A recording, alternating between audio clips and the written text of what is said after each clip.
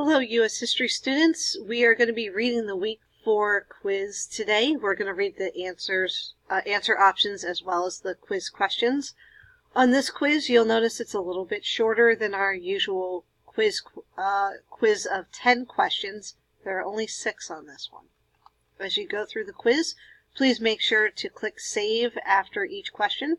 And when you get down to the bottom, make sure that you click Save All Responses and Go to Submit Quiz. Without clicking on this, you will not successfully send the quiz to your teacher and your grade will not show in the grade book. Please make sure to do that. Let's start with number 1.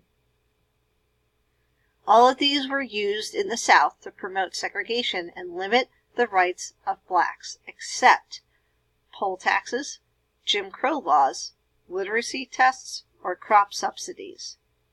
Question 2. What was significant about the 1896 Supreme Court ruling in Plessy v. Ferguson? It outlawed segregation since facilities for blacks were not really equal if separate. It determined that a majority vote could exclude African Americans from exercising their civil rights.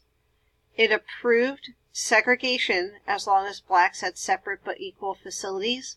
It determined that African Americans could vote as long as they had registered in advance. Match the African American equal rights leader with the correct description. We have Booker T. Washington, W.E.B. Du Bois, and Marcus Garvey. The descriptions are: he believed it was more important that blacks had a chance at self-improvement, so he founded the Tuskegee Normal and Industrial Institute. He believed in immediate social equality and that highly educated leaders will lead African Americans to equality. He urged African Americans to build their own communities instead of trying to integrate with whites. Question 4. Which of the following is not a strategy by which women's suffrage movements tried to obtain the right to vote? Agree to limit women's employment opportunities in exchange for suffrage.